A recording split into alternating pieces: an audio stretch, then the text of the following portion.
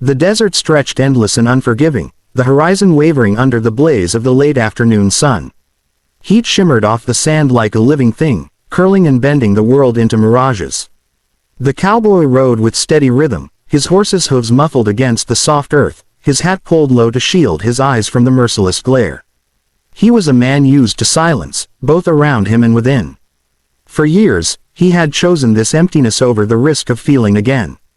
The desert didn't ask questions. It didn't pry into the scars he carried, or the heart he had buried under layers of dust and steel. Out here, no one expected him to be more than a shadow moving across the wasteland. That was enough. At least, it had been. It was a flicker of movement that broke the stillness. At first, he thought it another mirage. The desert was full of tricks, cruel ones. But as his eyes sharpened, narrowing beneath the brim of his hat, he saw her. A woman, staggering across the sand, each step a battle against the sinking pull of exhaustion. Her hair hung loose and wild, strands plastered against her face by sweat. Her clothes were torn, faded once fine fabric now reduced to rags by wind and sun.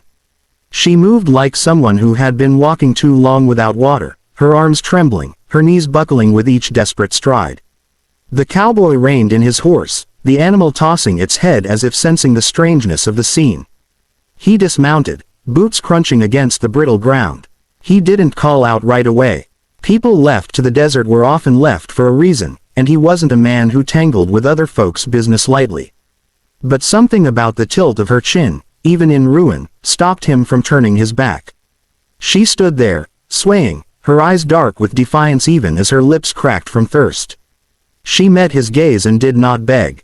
That surprised him. Most in her state would have fallen to their knees, pleading for water, for mercy. But she looked at him as if daring him to walk away, daring him to be like the rest who had abandoned her. It was that fire, faint but alive in her eyes, that made his chest tighten against his will. He pulled the canteen from his saddlebag and held it out. Her hands trembled as she grasped it, but when the water touched her mouth she drank like someone pulling life back into their bones. She coughed, then steadied, drops of water running down her chin, darkening the dust on her throat. She stopped before draining it dry, as if remembering manners too deep to abandon, and handed it back with a nod that was almost regal. "You'll die out here," he said, his voice low, gravel rubbed raw by silence. Her lips parted, but her voice was hoarse when it came. "I've already been left to." The words cut sharper than a blade. He should have turned then, mounted his horse, and let her fate be her own. That was the safe choice. But instead, he found himself offering a hand. She hesitated, her pride a shield even in her weakness, but eventually her fingers touched his. He pulled her toward his horse, lifting her as though she weighed nothing. She let out a small sound, not quite pain, not quite surrender, and then settled into the saddle. He mounted behind her, his arm steadying her slight frame. The desert wind shifted, carrying with it the scent of sage and dust. She leaned against him, her head brushing the edge of his shoulder. The contact was feather-light, yet it stirred something inside him that he had buried years ago. He told himself it was necessity. She was weak, she needed support, but the steady rhythm of her breathing against him was more than survival. It was dangerous. They rode in silence, the sun sinking low, painting the sky with streaks of blood and fire. He should have been thinking about where to take her, about how far the nearest town lay, about food and shelter. But instead, his thoughts tangled with questions he didn't want to ask. Who had cast her out? What crime, or what sin, could warrant leaving someone to die in the sand? He didn't ask because her silence was its own answer, and maybe because part of him feared the truth would only make her harder to let go. As the first stars bled through the purple sky, she shifted, murmuring words he almost didn't catch. "Why help me? You don't know me." He tightened his hold slightly, keeping her steady in the saddle. "Don't need to." But even as he said it, he knew it wasn't true. He already wanted to know her, more than he'd wanted to know anyone in a long, long time. Her presence pressed against him like a weight he hadn't expected, soft, fragile, alive. He had told himself long ago that his heart was buried deep enough no woman could ever find it again. Yet here she was, an outcast in tattered rags, and somehow she had unearthed it without even trying. By the time they stopped for the night, the desert was alive with shadows. He built a fire, its crackle the only sound between them. She sat across from him, knees pulled close, her face lit by the flames. For the first time, he saw her without the haze of heat and exhaustion. She was beautiful, not in the polished way of town women, but in the raw strength that shone through her weariness. She caught him looking, and for a heartbeat her guarded expression softened. He looked away, feeding another branch into the fire, but his chest burned hotter than the flames. He had saved her life, yes. But he knew the truth already. Somewhere between the moment he handed her the canteen and the moment she leaned her head against his shoulder, she had stolen something from him. Something he thought he'd buried forever in the silence of the desert. She had stolen his heart. And he wasn't sure he wanted it back. The desert air cooled with the fall of night, the heat of the day bleeding out of the sand until only shadows and silver light remained. The cowboy crouched near the small fire he had built, its orange glow flickering against the canyon walls, painting jagged teeth into the stone. He moved with the unhurried patience of a man who had learned to survive by doing things steady, one at a time. He poured water into a dented pot, dropped in dried beans and jerky, and set it above the flames. He didn't speak, not because he couldn't, but because he didn't trust words anymore. Words had failed him once, in a life he no longer allowed himself to remember. Now, silence was safer. The woman sat wrapped in his long coat, the fabric swallowing her frail frame, making her look smaller, though there was nothing small about the fire in her eyes. Dust streaked her face, but beneath the grime he could see the shape of someone who had carried more sorrow than she deserved. Her hands, trembling at first, now steadied as the warmth from the coat seeped into her bones. She hadn't asked him who he was, hadn't questioned why he helped. She only sat there, eyes trained on him, as if watching him was proof she had not been abandoned again. She spoke first, her voice raw from thirst, but soft, carrying like the wind in canyon hollows. She told him pieces of herself, not all at once but in fragments, like glass broken on stone. She had been cast out by those who should have protected her, judged too harshly by a world that loved to forget mercy. She had walked until her feet bled, carrying nothing but her shame and the stubborn refusal to lay down in the sand and die. He listened, his face unreadable, the firelight flickering across the shadow of his jaw and the deep lines carved into his skin. Her words slowed, then faltered. She looked down at her hands, twisting them in his coat, her voice trembling as she admitted what she feared most. Not the desert, not the hunger, not the men who had turned their backs on her, but the thought of being unseen, unloved, forever. That struck something in him, a buried ache that pressed against the walls he had built inside. He didn't move at first, didn't speak, he wasn't sure he remembered how. But when she shifted closer, inching toward the fire and toward him, she leaned against him as naturally as if she'd been waiting for him all her life. He stiffened, every muscle tight, heart hammering with a wildness he hadn't felt in years. Her head rested against his chest, listening to the slow thunder of his heartbeat. He thought of pushing her away, of reminding himself she wasn't his to keep, that he had buried his heart deep in the desert long ago. But the weight of her against him broke something open. His hand, rough and scarred, twitched at his side before he let it rise, hesitating, then settling gently across her shoulder. She didn't flinch. She didn't ask for words. She simply stayed. The fire cracked, sparks floating up into the night as the stars stretched endlessly above. The canyon seemed to listen, holding their silence like a secret. For the first time in years, the cowboy's silence wasn't armor, it was a shelter, a space she could breathe in. She sighed, soft and weary, and he felt the sound through his chest. Her breathing steadied, sinking with his, and he knew that without realizing it, she had stolen something he thought he had buried forever. The desert was harsh, merciless to the weak, but it had brought her to him, and in her, he saw not weakness but survival. She was an outcast, yes, but so was he. Two exiles, carved hollow by the same ruthless land, finding in each other the one thing neither thought they'd have again, belonging.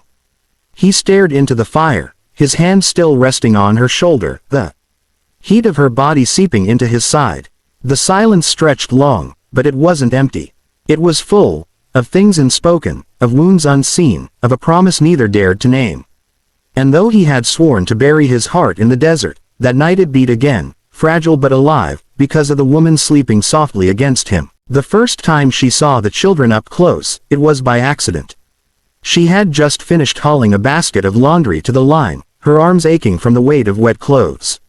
The wind tugged at the sheets she pinned, snapping them like sails, and for a moment she let herself enjoy the simple rhythm of the task.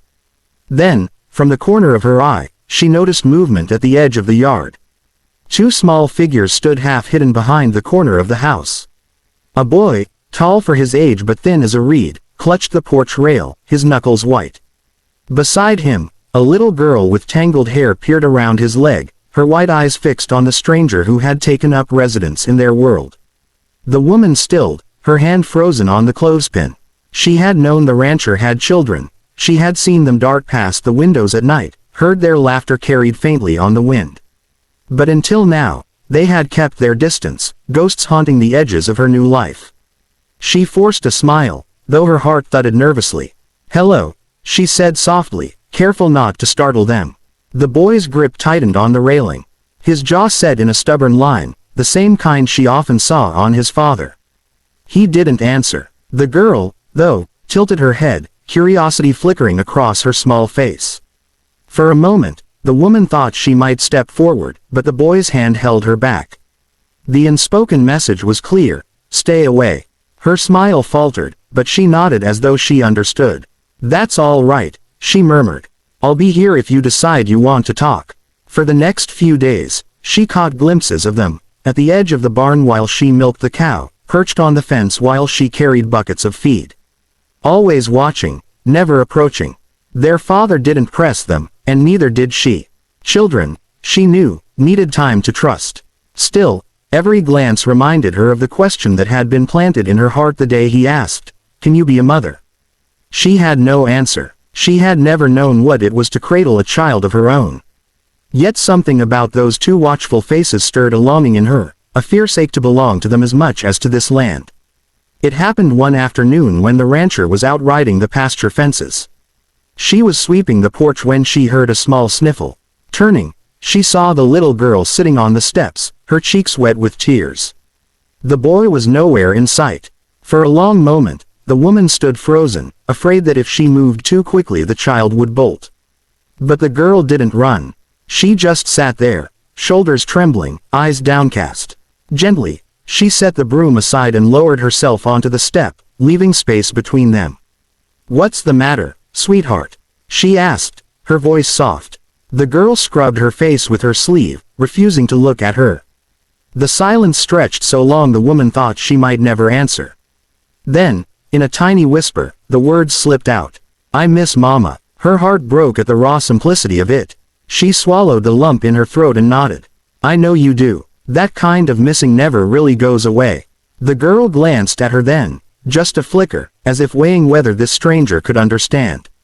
She reached down, plucked a dandelion that had grown between the steps, and twisted it in her fingers. "Papa says Mama's with God now." The woman drew in a careful breath. "He's right. And she loved you very much. I think she'd be glad to see how brave you are." The girl's lip trembled, but she didn't cry again. Instead, she set the dandelion in the woman's lap, as though offering a fragile token of trust. The woman's chest tightened. She picked it up gently, twirling the stem between her bandaged fingers. "Thank you," she whispered. "I'll keep it safe." That was the beginning. From then on, the girl began to shadow her quietly, slipping into the kitchen while she cooked, watching intently as she kneaded dough or stirred stew. At first, she didn't speak, but little by little the questions came. "Why do you roll the bread that way? Can I help?" The woman welcomed her eagerly, letting her dust the flour across the counter or sprinkle salt with careful fingers.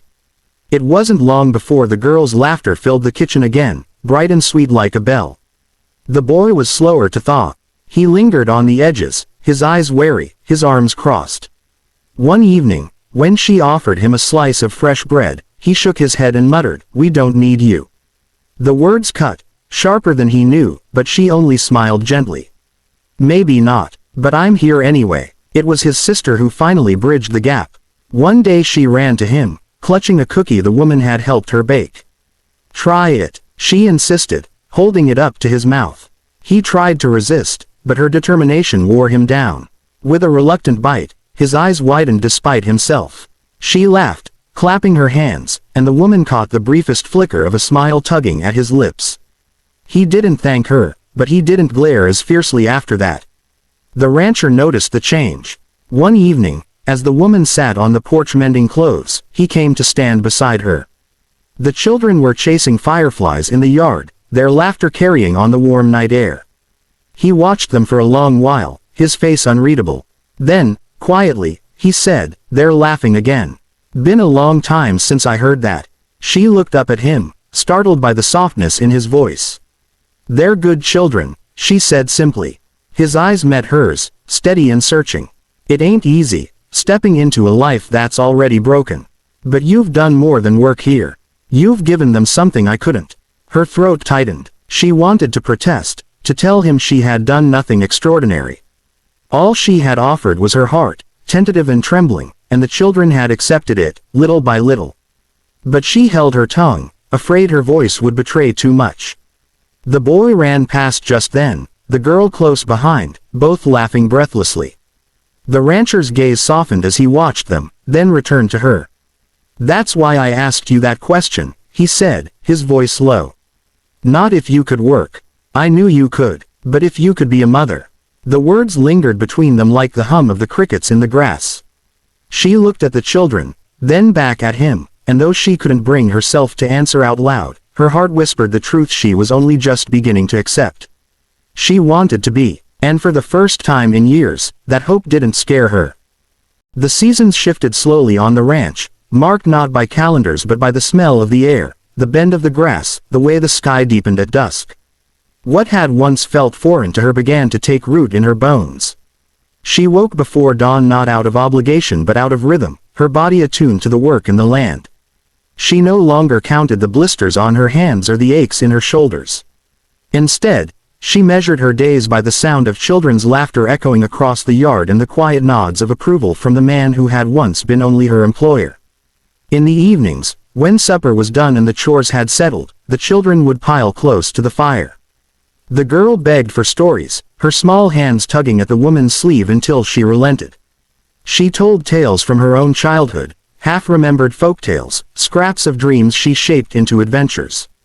The boy pretended not to listen, carving bits of wood by the fire, but his eyes betrayed him as they flicked toward her with interest when he thought she wasn't looking. She never pointed it out. She knew trust was something that grew quietly, like seeds beneath soil. The rancher often stood in the doorway during these evenings, his shadow stretching across the floorboards. At first, he stayed silent, watching as though from a distance he couldn't quite bridge. But over time, the lines of grief on his face softened. She caught him smiling once, just a flicker when his daughter's giggle rang out, and it lit something in her chest she hadn't expected to feel. One night, the girl climbed into her lap with a book clutched in her arms. "Read, please," she whispered, pressing the worn pages into her hands. The boy groaned, rolling his eyes, but didn't leave. The woman read slowly, her voice weaving through the firelight, and the girl's head grew heavy against her chest. The boy, despite his protests, leaned closer too, until he was resting against her side. When their breathing deepened into sleep, she dared glance up. The rancher was still in the doorway, but this time he wasn't watching the children. He was watching her. His eyes, clear and steady, held hers with an intensity that made her heart stumble. She wanted to look away, but she couldn't. Something unspoken passed between them in that silence, something stronger than words. It was moments like these that taught her the ranch was no longer just a place she worked. It was becoming a home. The thought frightened her at first. She had come here with nothing but a promise to work until her hands bled, never expecting anything beyond survival. Yet here she was, surrounded by warmth she had not dared hope for. The change in the children was proof enough. The girl began slipping her hand into hers without hesitation, pulling her into games and chores alike. The boy's guarded stares gave way to shy questions, about how she cooked certain meals, or how she knew the names of wildflowers that dotted the pastures. Each small step felt like a gift, one she held carefully, afraid it might vanish if she clutched too tightly. Still, she knew there were shadows in the house that could not be ignored. The children sometimes spoke of their mother in hushed voices, and the boy in particular guarded those memories fiercely. One evening, while she mended a shirt by lantern light, he spoke without lifting his eyes. "Mama used to sing when she worked. Said it made the chores lighter." His voice cracked slightly, but he didn't stop stitching the bit of leather in his hands. The woman set her sewing aside, her throat tightening. "She sounds like a wise woman," she said gently. "Would you like me to sing sometimes too?" He shrugged, but after a long pause, whispered, "Maybe." So she began to hum while she worked, simple melodies that floated through the house and yard. At first, her voice felt too small to fill the empty spaces, but gradually it seemed to weave through the walls, softening the sharp edges of silence. One night, as she sang the girl to sleep, she heard footsteps pause outside the door. She knew without looking it was him, listening, letting the music reach places words could not. It was not until the harvest moon rose full and bright that the truth between them finally surfaced. They had spent the day gathering what the land had offered, their hands stained with dust and grain. After supper, the children ran off to chase the glow of fireflies, leaving the two of them on the porch in the stillness of evening. The sky stretched endless above, glittering with stars. The woman leaned against the railing, her fingers tracing the worn wood. The rancher stood beside her, silent as always, but his presence filled the night. She stole a glance at him, at the lines softened by lamplight, at the strength carved into his shoulders. For a long while, neither spoke. Then, his voice broke the quiet, low and steady. "When you came here, you said you'd bleed for this land." She blinked, startled that he remembered her desperate vow. "I did," she said softly. "And I would again, if it meant keeping my place." He shook his head, turning to face her fully. "You've given more than labor. More than sweat and calluses. You've given this place life again. You've given them laughter." His eyes flicked toward the children, still dancing in the yard, then returned to hers. "And you've given me something I thought I'd buried with her." Her breath caught, her heart thundering against her ribs. She searched his face, trying to understand the depth in his words. "What do you mean?" she whispered. He stepped closer, close enough that the warmth of him brushed against her in the cool night air. His hand found hers, rough and scarred but steady, and held it with a gentleness that made her knees tremble. "You gave us your heart," he said simply. The tears came before she could stop them, hot and unbidden. No one had ever spoken to her like that, had ever seen past her rough edges to the truth of who she was. She wanted to speak, to tell him that he and his children had given her just as much, that they had given her back a sense of belonging she thought she had lost forever. But the words tangled in her throat, lost in the swell of emotion. Instead, she squeezed his hand, letting the silence speak for her. The children's laughter rose around them, a sweet chorus against the vast night. The stars shone brighter, the land itself seemed to breathe easier.